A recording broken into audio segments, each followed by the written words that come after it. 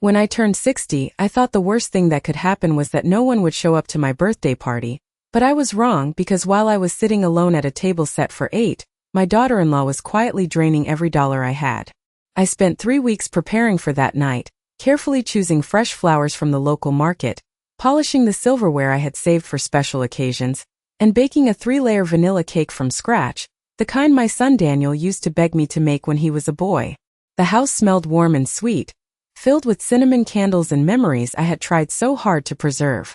By 6 o'clock, everything was ready, the dining table set with my best china, each plate aligned perfectly, each napkin folded with care, and I stood in the hallway smoothing down my navy dress, the one I had bought just for this occasion. I checked my phone. No messages. No calls. Just silence.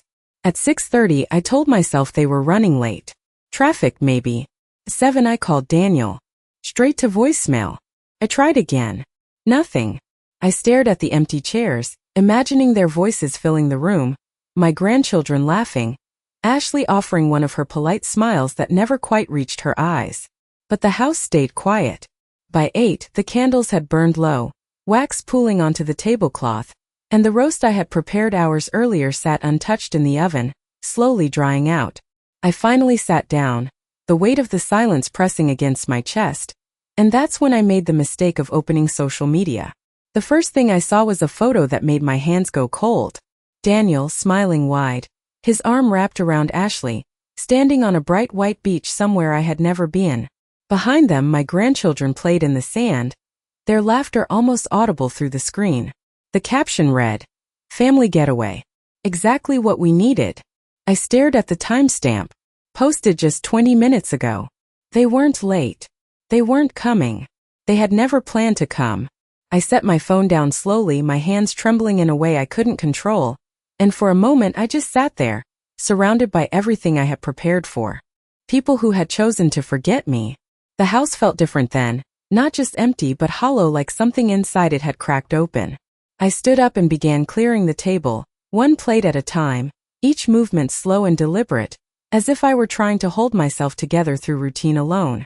When I reached the kitchen, I paused, glancing at my phone again, and something inside me shifted, something colder, more focused. I opened my banking app, not because I suspected anything, but because I needed a distraction, something practical to ground me. The screen loaded, and for a second I thought there must be a mistake.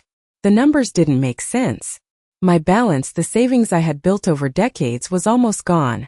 I refreshed the page once, twice, 3 times, but the result didn't change. A long list of transactions appeared, one after another, withdrawals and transfers I didn't recognize, stretching back further than just that day. My heart didn't race. It slowed. Each breath became measured, controlled.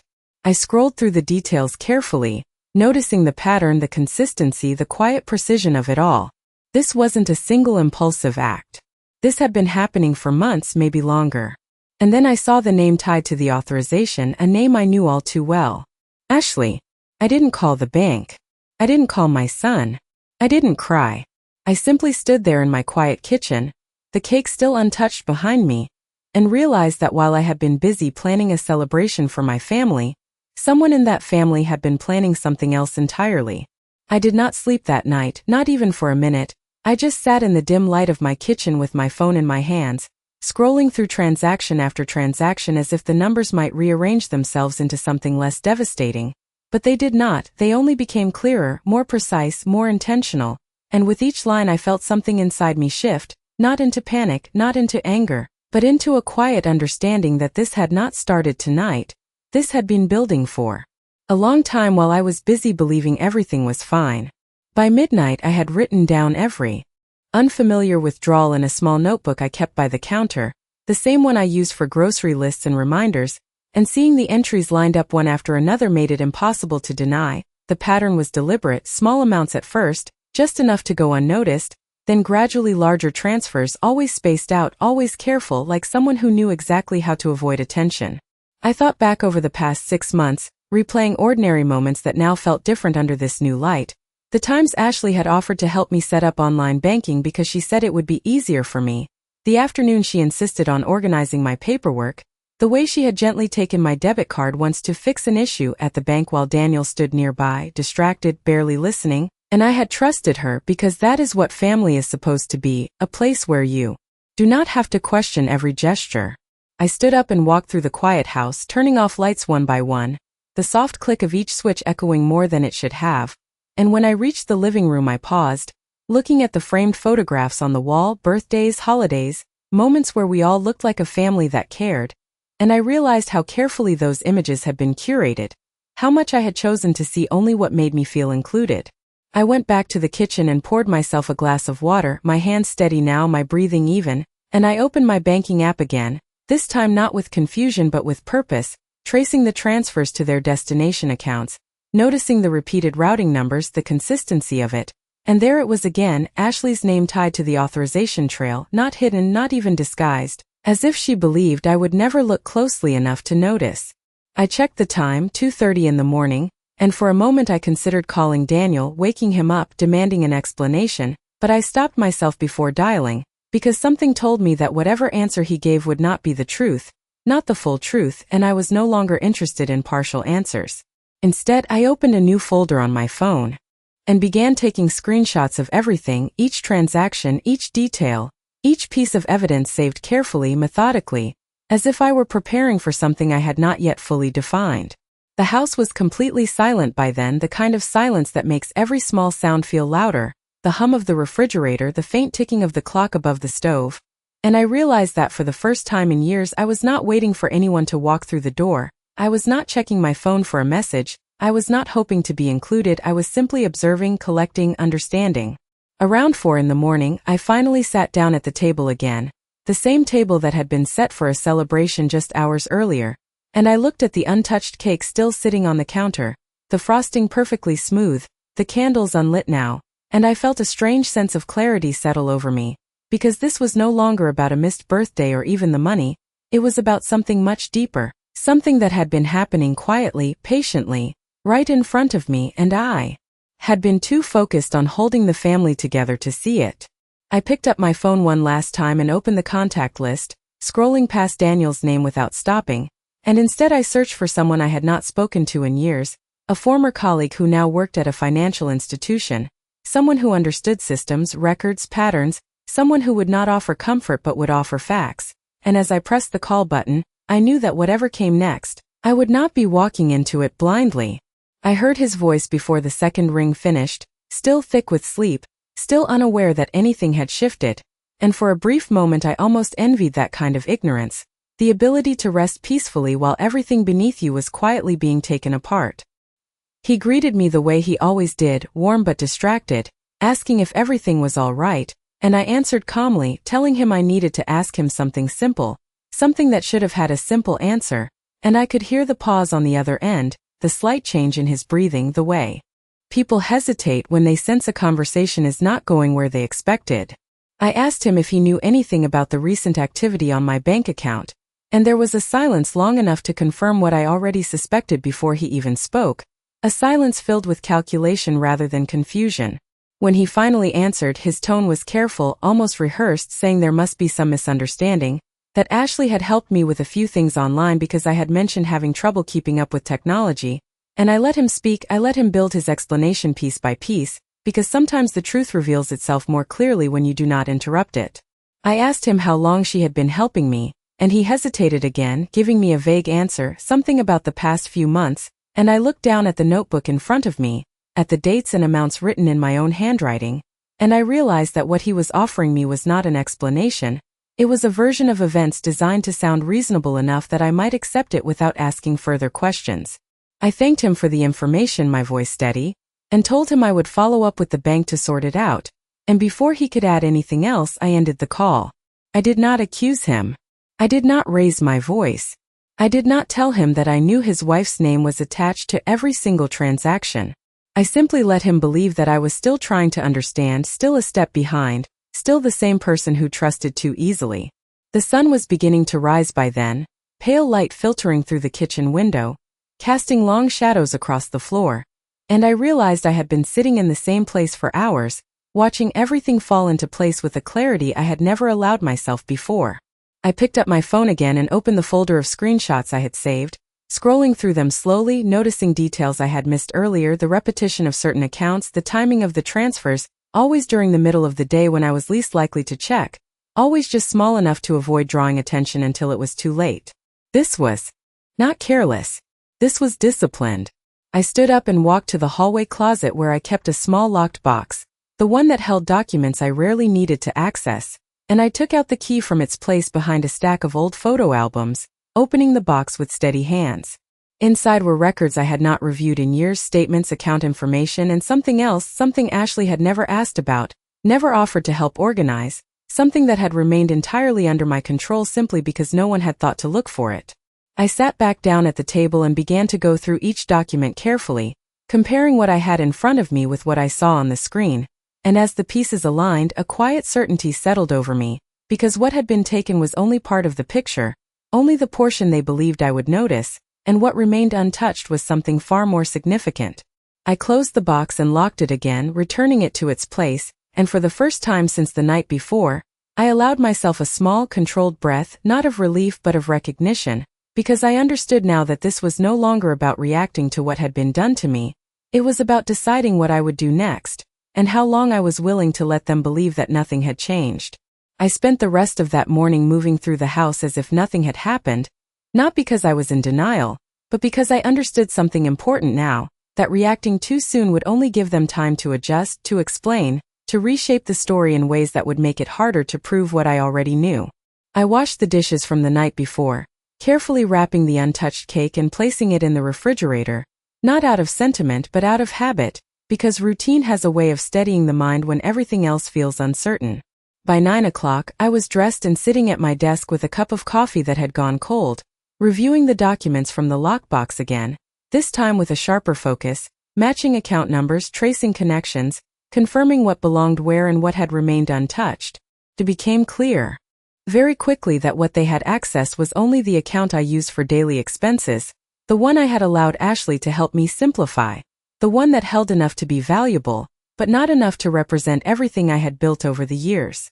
The larger accounts, the ones tied to investments and long-term savings, had never been linked to the online system she managed, and more importantly, they required verification she did not have. That realization did not bring relief, it brought clarity, because it meant this was not an act of desperation, it was a calculated decision based on what she believed she could take without consequences. Around 10 o'clock, my phone buzzed with a message from Daniel, a casual check-in, asking if I was feeling all right and apologizing for missing my call the night before, as if the distance between us could be explained by something as simple as poor timing. I read the message once, then again, noticing how carefully it avoided any mention of where they were or why they had not been there, and I typed a response just as carefully, telling him I was fine, that I had simply wanted to hear his voice, and that we could talk later when he had time. I did not mention the bank. I did not mention Ashley. I kept my words light, neutral, exactly what he expected from me, and when I set the phone down, I knew that the version of me they were used to seeing was still intact in their minds, still predictable, still easy to manage.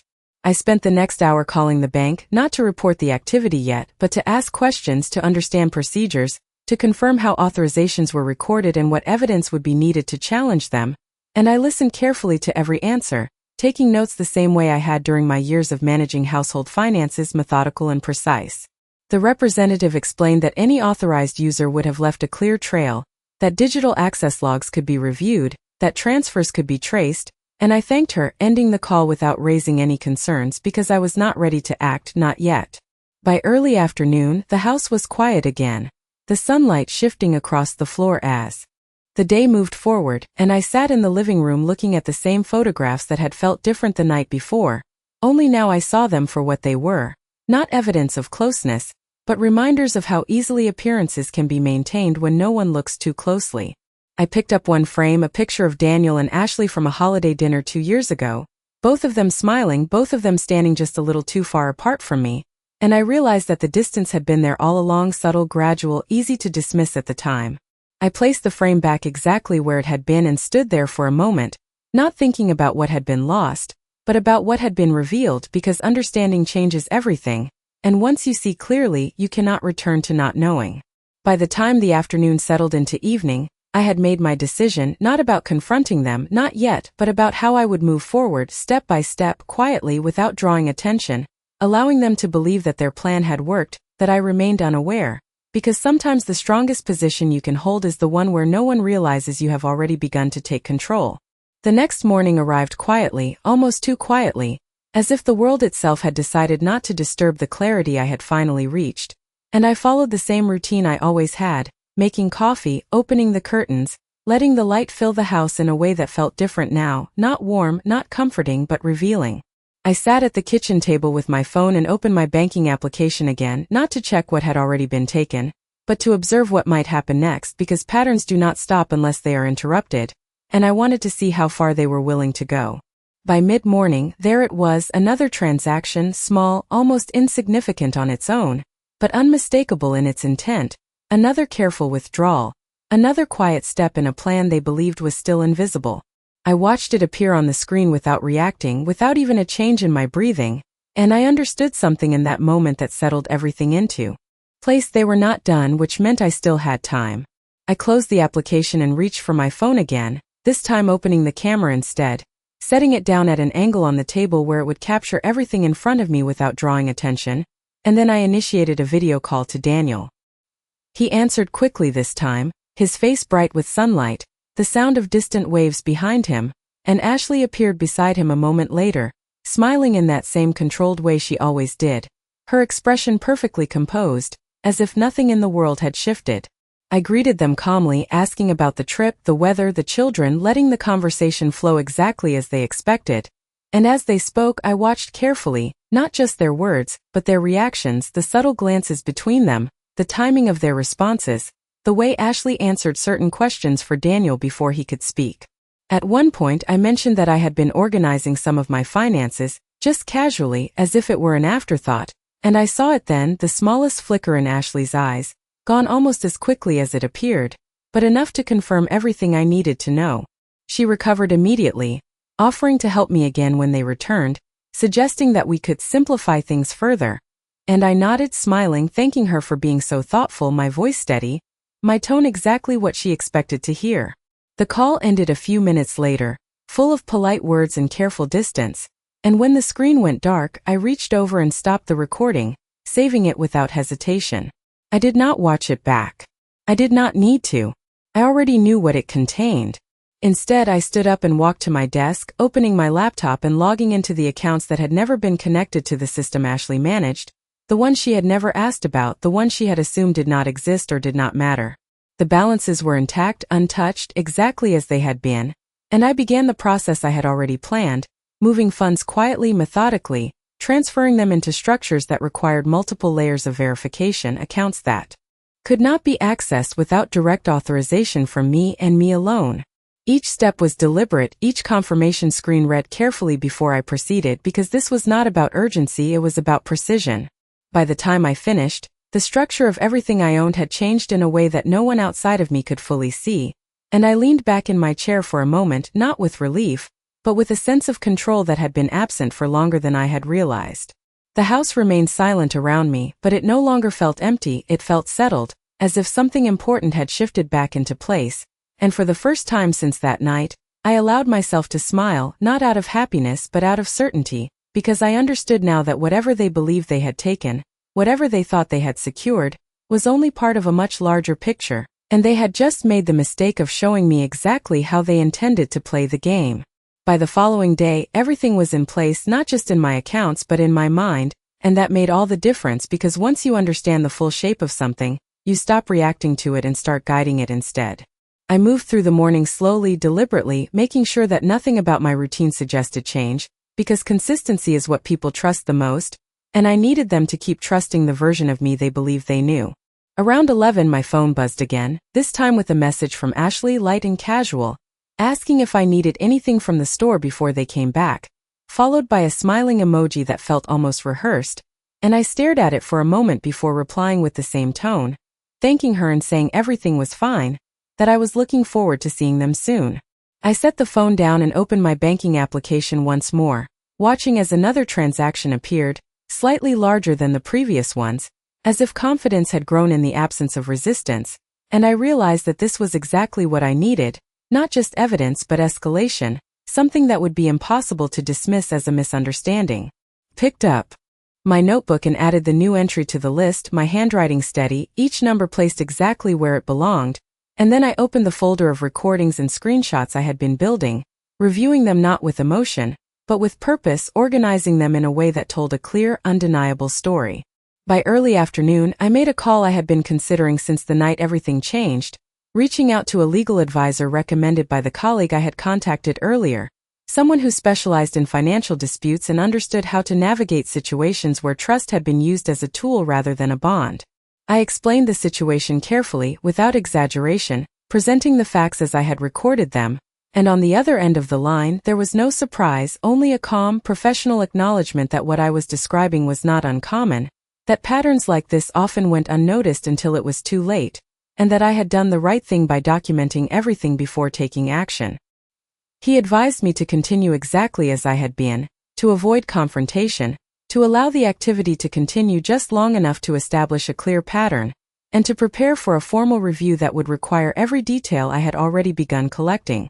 I thanked him and ended the call, feeling not reassured but confirmed, because what I had already decided aligned perfectly with what someone outside the situation could see objectively. The rest of the afternoon passed quietly, the kind of quiet that no longer felt empty but controlled, and I spent that time making small adjustments, updating passwords, separating access points, ensuring that every account that mattered was now completely insulated from any external interference. As the sun began to set, casting a soft orange light across the living room, I sat down and looked around the house, noticing how little had changed on the surface, the same furniture, the same photographs, the same carefully arranged spaces, and yet everything felt different, not because of what had been taken, but because of what had been revealed. I picked up my phone one last time that evening and opened the message thread with Daniel, scrolling through past conversations filled with ordinary exchanges, reminders, small updates, things that once felt like connection, and I realized how easy it had been to accept those fragments as enough. I did not send a message. I did not ask a question. I simply closed the thread and set the phone down, because there was nothing left to clarify through words. What mattered now was not what they would say but what they had already done, and more importantly, what they believed they could continue doing. And as I turned off the lights and prepared for the night, I understood something with complete certainty. They thought they were still in control of the situation, still moving unnoticed, still shaping the outcome to their advantage, but they had already made their most critical mistake. They had shown me exactly how far they were willing to go, and now I was simply allowing them the space to go just far enough. The morning they were scheduled to return arrived with a stillness that felt almost intentional, as if the house itself understood that something was about to shift, and I moved through my routine with the same quiet precision I had maintained for days, making coffee, opening the windows, letting the air move through each room without disturbing anything I had already set into motion.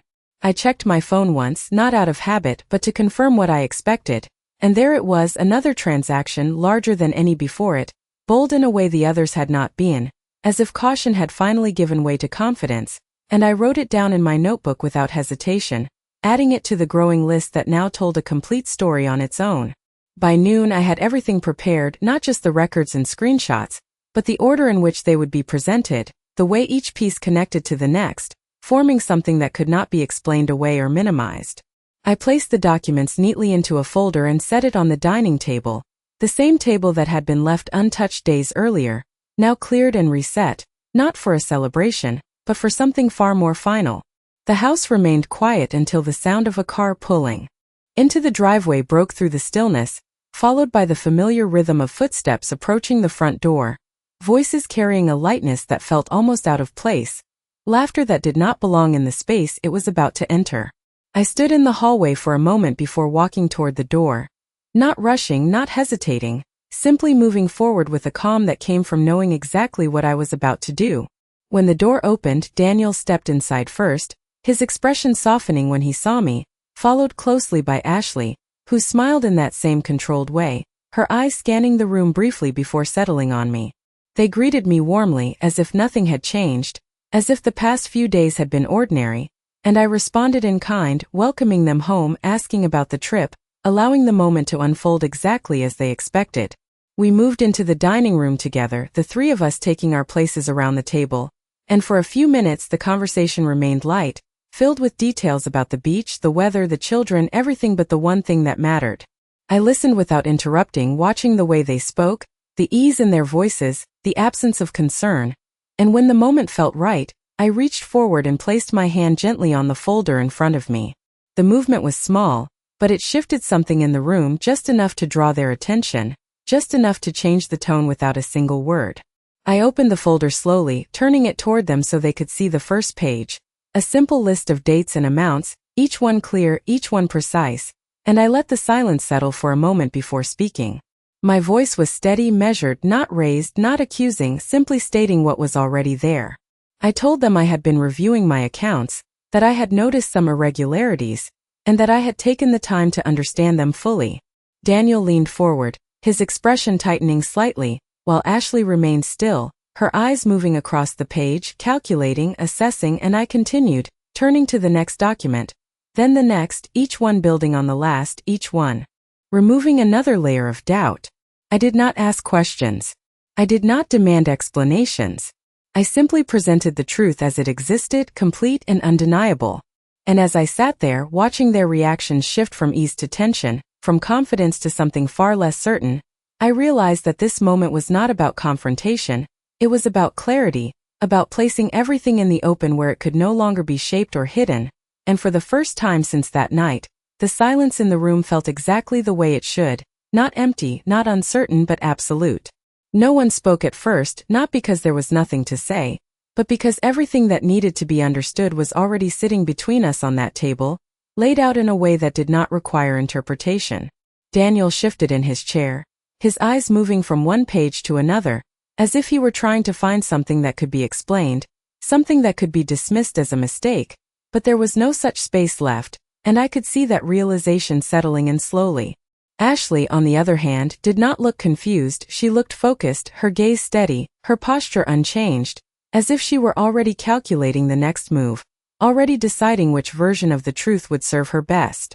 I let the silence stretch just long enough before I reached for my phone and placed it gently on the table, turning the screen toward them and pressing play. The recording from the video call filled the room, their own voices echoing back at them, casual, relaxed, unaware that every word was being preserved, and I watched as Ashley's expression shifted for the first time, not dramatically, but enough to reveal that she understood exactly what she was hearing. I did not interrupt the recording. I did not explain it. I simply let it play until the end, until the room returned to silence again. Heavier now, more defined. Daniel finally spoke, his voice lower than before, asking what this was, why I had recorded the call, and I answered him without raising my voice, telling him that I needed to understand what was happening, that I needed to be certain before I said anything, and that now I was.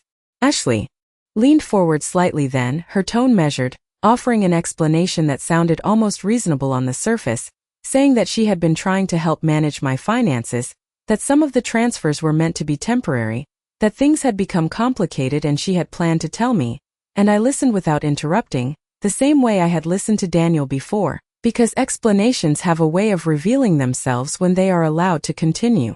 When she finished, I nodded once, acknowledging that I had heard her, and then I reached into the folder again, pulling out the final set of documents, the ones that showed the full scope of the activity, the duration, the consistency, the escalation, and I placed them in front of her without a word.